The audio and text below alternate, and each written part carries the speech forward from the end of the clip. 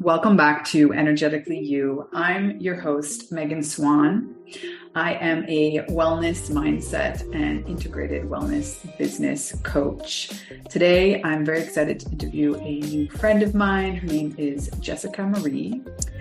She is a life purpose coach and teaches trauma-informed breathwork, guiding women to expand their purpose, let go of emotional baggage, and create a life of their dreams. She is on a big mission, touching as many lives as she can through self-healing and stepping deeper into the leadership of their life. Ooh, I like that concept.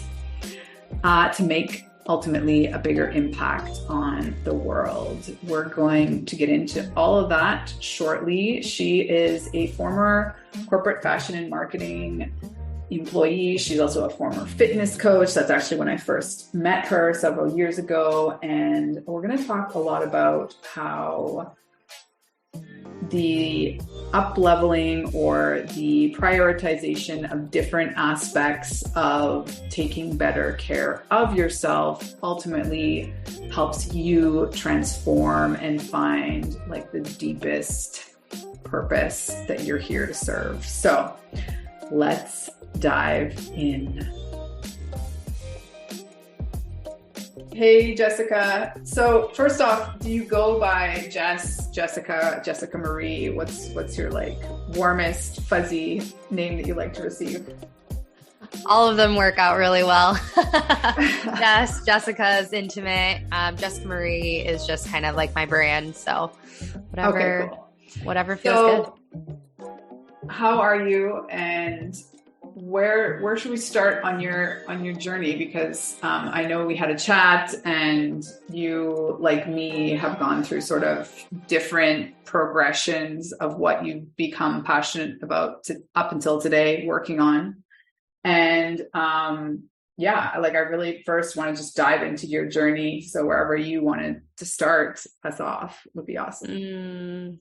Oh my God, so many journeys we've all been on, right? I would say my biggest pivotal journey was when I was transitioning from fitness and nutrition coaching to life coaching. I think that's like a great transition to start, because that's where I started to wake up to a lot of my patterns, my toxic behaviors. I really started to find guidance with a higher power and a relationship with a higher power. And that really awakened me to my spirituality. And that's when really everything kind of catapulted from there. So yeah, where to start with that? I would say ultimately it really, well, first I'll kind of touch on like my fitness experience. So I left my 9-to-5 and pursued a dream of helping others. And I knew that was like my big, deep passion, my purpose. And I started my own fitness brand, and I absolutely loved it, but it just wasn't really fulfilling me filling me up to the most, because I was realizing that I was attracting a lot of clients that were dealing with a lot of deeper issues versus like, I want to look toned. I want to like change my eating habits so that I can fit in this dress. It's always deeper. And I think when I went through my own weight loss journey, and I lost the weight, I realized that it was so much deeper. So I think I started to kind of like sprinkle in a little bit of like mindset stuff, asking deeper questions. And I think that kind of sparked something in me to realize like, okay, maybe I'm meant to do something more and meant to work with people on like a deeper cellular level. So through that experience, I was kind of going through a lot of personal transition. Like I said, seeing a lot of patterns come up, and really recognizing like where I was putting myself in my life and the worthiness that I had. And I wanted to like dive in, because I think that we all can recognize that we only can go as deep with our clients as we've gone within ourselves. And I was like, okay, so if I want to do this like really deep work, I got to do it first. So through that experience, I ended up hiring a life coach, a mentor, And it was mainly just for business, but really it completely changed my life from the inside and out, and really broke a lot of belief systems, really looked at like my patterns. And again, I felt like I was connecting with a higher power, and I've never really had a relationship with God and universe as deeply as I started to create. And I realized like how much power there is of having guidance and feeling that there's guidance guiding you in your life, and you were always taken care of. So, that's really where everything started to shift. I started to feel like I could do anything I wanted. I started to break those belief systems of fitting myself into the box, into the matrix. And I was like, no, I'm meant to do more. I'm meant for more. And then that's what really catapulted my entire journey, leading into one, creating an intimate relationship with myself, first and foremost, getting to know my authentic self. And then two, creating my life coaching brand in my company to work with women who are looking to just empower themselves through finding their truth, coming back home to themselves, and ultimately feel like they are the leaders of their life. And I started doing all of that transition it's been a year and a half now that I've been life coaching. It's been incredible. Yeah. Well, I want to dive deep into your work now, but first, can we go back and kind of paint a more detailed picture about the first identity shift for you from corporate to fitness coaching? Like, what was your personal transformation and shift in identity from at that point, or from a different perspective? Like, what did fitness coaching give you personally first that you were inspired to share? I think it gave me an opportunity to think bigger than myself. I think that, I was living in Los Angeles at the time. I was there for, I was always an ambitious woman, always wanted more. I'm from a small town in Ohio, and I always wanted to move to the big city of LA for the glitz and the glamour, and to start a career in fashion in the beginning. So anyways, when I moved to LA, when I was working at corporate, I really felt like I was kind of capped with the amount of money I can make. I was capped with like the responsibilities. I started realizing while I was there that I was shifting as a person. So the identity that I was kind of taking on and almost was like forced into, lack of a better word, but was really a place where I was limited. And let's be honest, like the society that we live in, they teach us like, go to high school, go to college, get a degree, work in corporate America, and that's it. You stay in that zone. And I always felt like I wanted to run my own brand or be a creative director of a brand. And when I was working in the fashion industry, I wanted that. I started to see that's what I was like kind of shifting, because I was doing a lot of behind the scenes work. And I was like, I didn't like move 2,300 miles away to like sit behind a desk. Like that just wasn't for me. And I started recognizing that, and I started speaking up about that. And I was shut down so many times. And I remember my director literally said, if you want to stay at this company, this is the ladder you're going to be in. And that's it. And that fucking hit me, where I was like, okay, so the interviews that I've had that say like, you don't have enough experience, now I'm hearing from my director that like, this is it for you. Mm-hmm. Like, take it or leave it. I was like, the ceiling, leave it. The ceiling. Yeah. So I feel like the identity that I was under, that I was like that I was escaping, was like, this is it. Like, look in your reality. This is all you're going to be. And I took the identity that at the time where I'm like, oh my gosh, like maybe this is it. Maybe I just need to settle. Maybe I just need to get over it and just realize this is what it is. Be grateful that I got this job. Mm-hmm. And I think that when I started initially trying to soak that in, I started to get anxiety a lot. I started to get depressed. I started to feel like confused of like why I moved. All these like signals my body was giving me was like, this doesn't feel right. So what are you going to do about it? And over time, I started to kind of recognize like where I could shift and really coming back to that dream of like being the CEO, being the creator, being able to run my own show. And just a little highlight, if for anyone that's like, okay, how did you get into fitness? I was going through my own weight loss journey, and I gained a lot of weight all through this time where I was like not enjoying like my job. So when I started to lose the weight, I started to feel more empowered. I got a trainer, nutritionist, just felt so empowered of investing in myself and like what fitness did for me and my body and my mindset. So that's really what expedited and kind of like was the catalyst of me being like, what if I could help other people do this and just make them feel so good the way that I'm feeling just by putting a goal and putting myself first? So that was kind of where I started shifting from realizing like, think outside of the box, literally outside of the matrix and create a life for you. It's all in our head. It's all our belief system. It's not, you're not capped by your skill set or your capabilities. You're capped by your idea to think big picture and to think that you can. And that really shifted for me. Can you hone in a little bit on that piece? Because that I can really relate to in terms of, you know, when you were physically getting stronger and healthier, that translated to you feeling like more powerful and limitless and like that, how the physical translated into just like an emotional, mental strength. Yeah.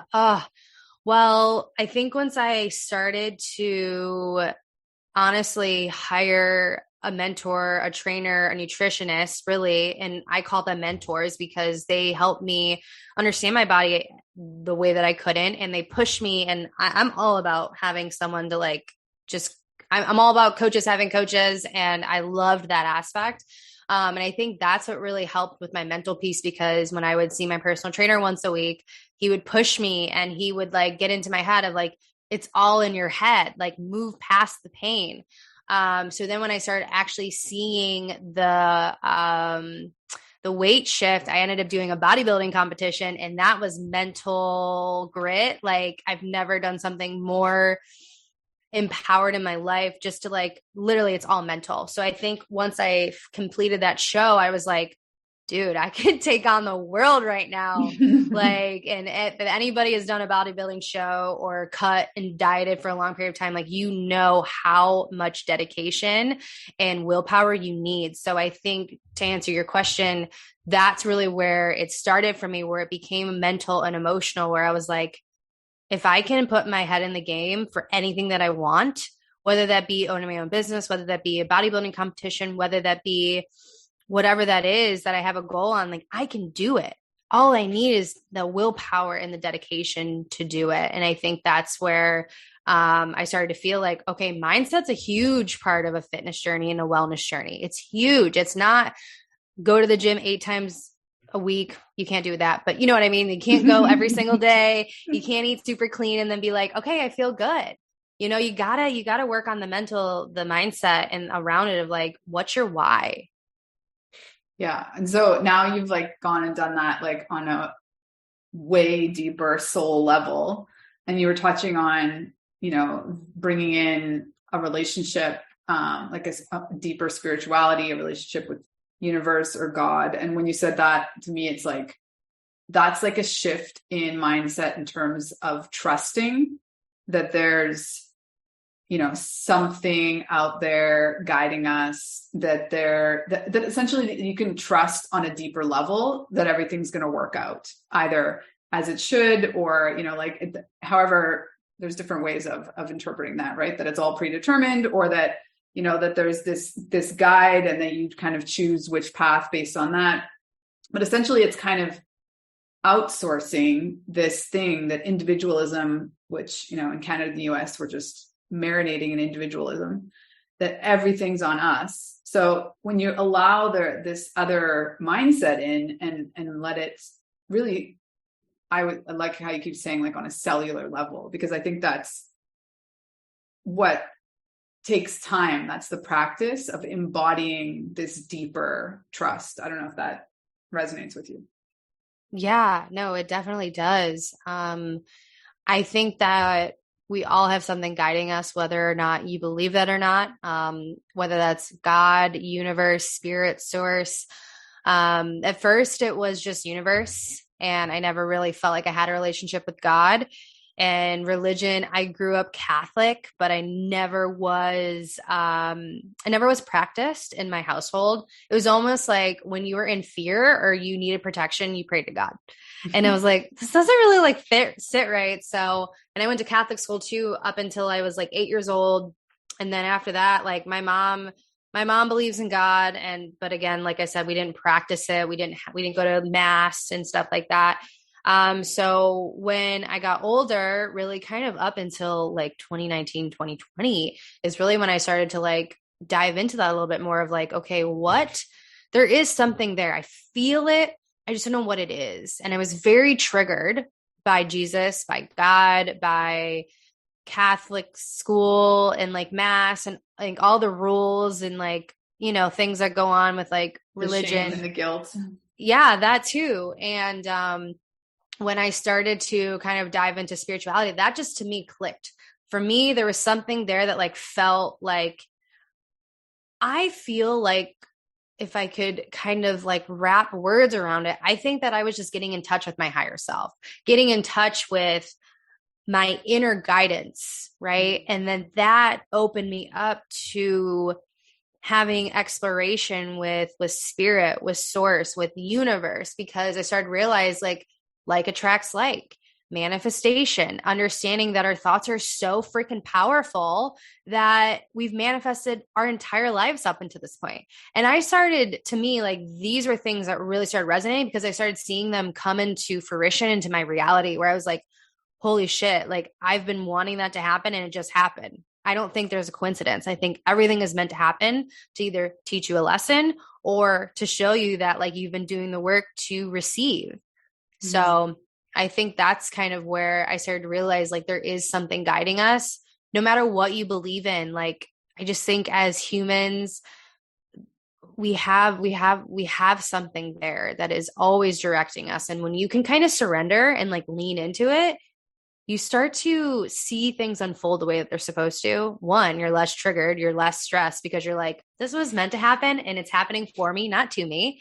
And that was a game changer. And then you get to play with the energy. You get to like kind of play with like the idea of the universe and God working with you and saying like, okay, cool. Like, this is what I feel called to. I'm going to start working on these certain things and like, let's see how quickly I can manifest. Like, and that was just like so powerful. And energetic alignment, all of the things with energy. I'm like, this is real.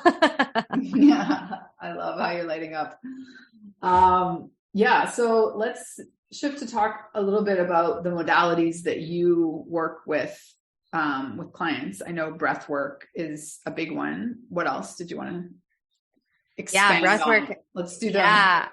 Yeah. Yes. And breath work has been incredible. I just like to harp on that really quick. Like if you are looking for like a higher power to guide you and to tap deeper into your authentic self, tap deeper into your spirit guides, your higher self, like breathwork is such a beautiful place for that because you realize how much comes up in your body at that cellular level that you just don't realize, right? Like trauma is stored in the body. And when you start to tap into breath work, I've had my biggest like aha moments, clarity downloads from breath work. It's so powerful. It's so transformative. And it really catapulted my spiritual journey within myself and just making me feel just more connected than ever before within. So breathwork is really incredible tool. I love to use that for clients who are looking to release tension, energy, looking to connect to a higher power, connect deeper to themselves, help them, let go of trauma, have an emotional release, right? Other modalities that I love to use are NLP techniques. So rewiring the mind, the subconscious, because like I talked about, your belief systems are number one. It is you are not capped by your capabilities. You are capped by the ability to think that you can. And can I stop you there? Because yeah, let's dive a little bit into NLP and not assume that everyone knows. So what is it? And can you give us like a micro example of an NLP technique? Because I know there's several that are, it's so widely used that most people don't even know like that it's being used on them. Yes. Yeah. Oh my gosh. Yeah. NLP is neuro-linguistic programming. So it's language of the mind, understanding how our mind operates, understanding how trauma is stored, and really creating change in an instant. There's so many different techniques. And I'm going to be going into like my hypnosis certification and mental emotional release later in the fall, which will be exciting. So a deeper dive into NLP. Basically thinking about NLP as a way of creating change within your mind and really shifting those beliefs. So like, for example, and I do parts work a lot with my clients. So parts work is essentially acknowledging that we have different parts of ourselves. And a very logical way to think about that is like, say you're torn in between a situation, right? Maybe you're in a relationship and you're like, part of me wants to stay with this person, the other part of me doesn't, right? Those are two different parts that are actually operating and giving you feedback. So when we do NLP, when we do parts work, we actually can talk to those different parts and understand them more. I like to think of my parts as like inner childs, like little children that have been maybe wounded in the past that are coming up for a reason to protect us, right? Our ego is always there to serve and protect, although it's not always at the, most best intention, and to learn to discern that is really powerful as well. So when we do parts work, we can understand that really both of these parts have the same goal. But when we can understand them more, we can really feel deeper into like, okay, what does my heart want? Maybe my heart really wants to stay in this relationship. And the other part was just really out of fear back from childhood. And when I was like never picked for partners or something like that. And I always felt like neglected and abandoned, right? Maybe that's what that fear part is. So when we can understand its job, we can give it another job. And then we can start feeling more whole with our decision. So that's like a really, really great example of NLP. There's different things where you can like rewire your belief systems. And kind of tapping into another tool that I use is it's called parts and memory therapy, which parts. So you're basically working with different parts of the brain and different parts of the emotions, whether that be like, I maybe have a client that's like, I feel fearful of like leaving my job because of the uncertainty. Well, okay, cool. That's very valid, but like what's underneath that? And maybe underneath that, we kind of come to find that there's a memory back in that person's subconscious that happened years ago that triggered a negative emotion that happened. So maybe, for example, like one of her caretakers really kind of put it in her head that, she has to work hard in order to receive love and acceptance. So maybe right now she's not feeling fulfilled in her job. So that's why she wants to leave, but she's afraid that like her family, her friends, her partner won't love her or give her acceptance because that's how she was taught. So when we can work with different memories, we can neutralize that emotion there, in which it can really stop the trigger and stop it manifesting in the person's life. So those have been, and of course, like, talk therapy as well, reframing, all those different things. But mostly those are like my main tools that I use to go deeper in the subconscious and really understand why we're doing certain things, to uproot the actual cause so that we can heal that part so that it no longer is manifesting consciously. Yeah, love that. Can you touch a little bit on, what it means to be trauma informed and how that can maybe, or, what that looks like in your work with clients?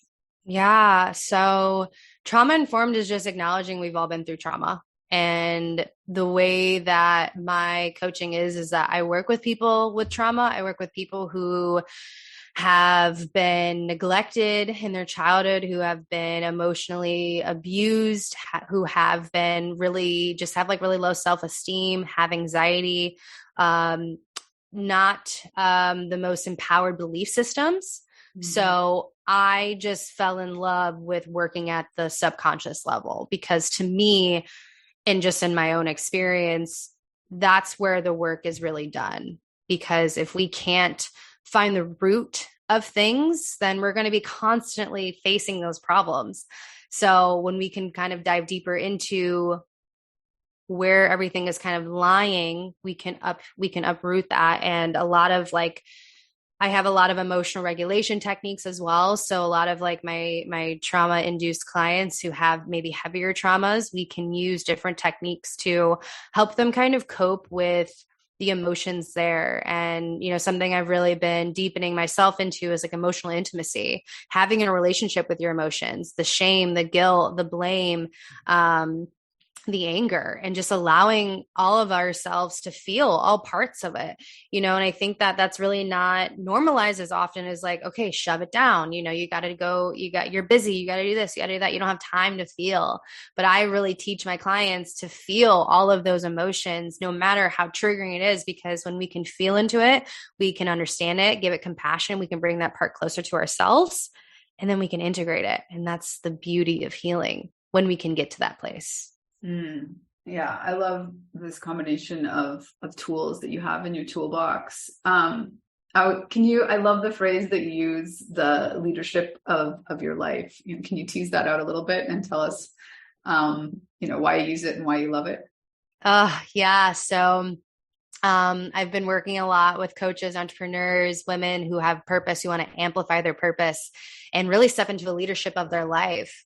So for me, a lot of us are just so used to running on autopilot. We're so used to quieting ourselves down for other people's expectations of us and our identities, coming back to that, to uphold those responsibilities. Right.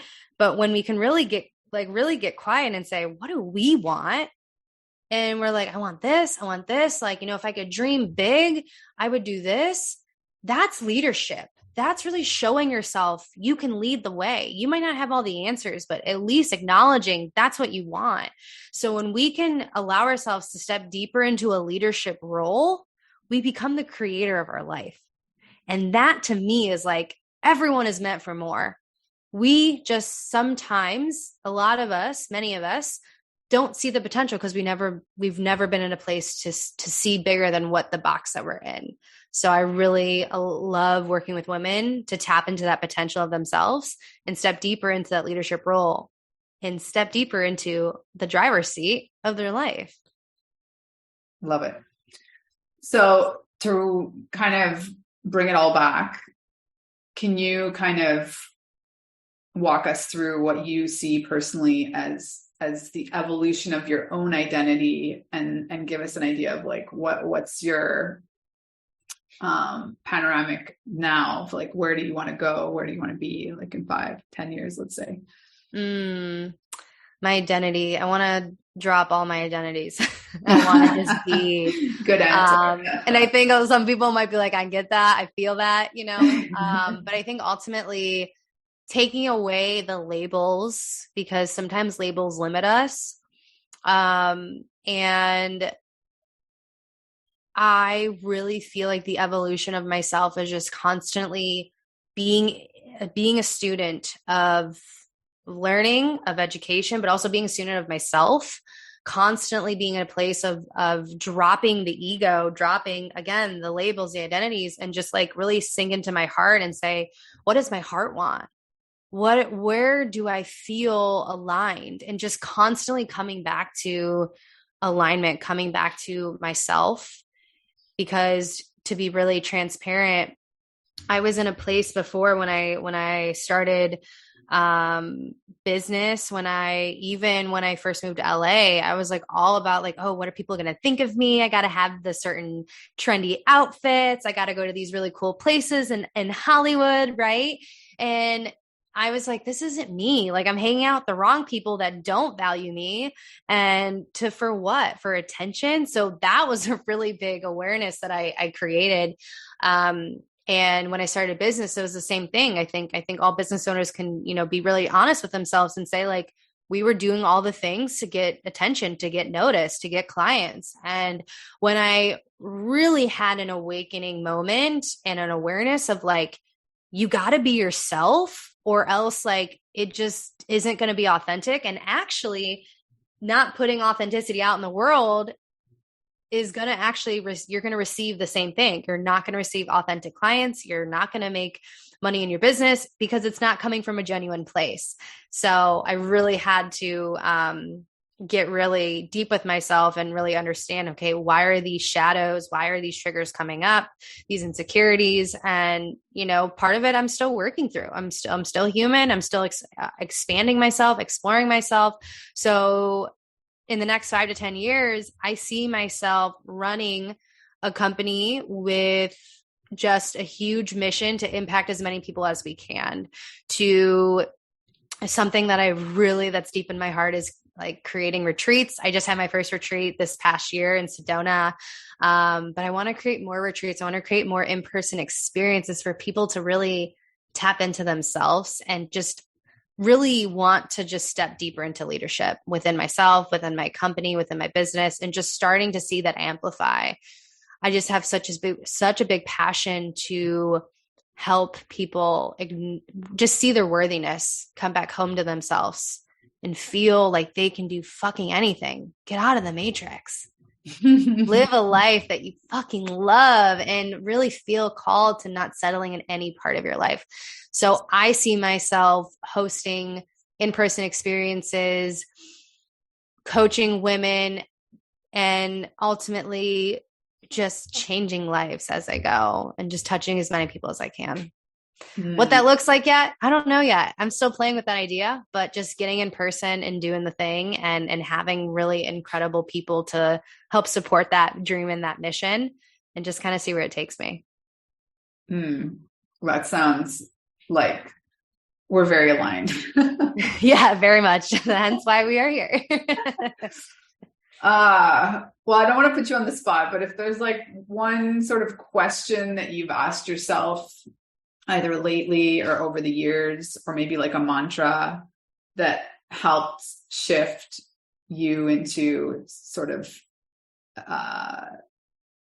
tapping into this deeper authenticity personally for yourself, can you share it with us?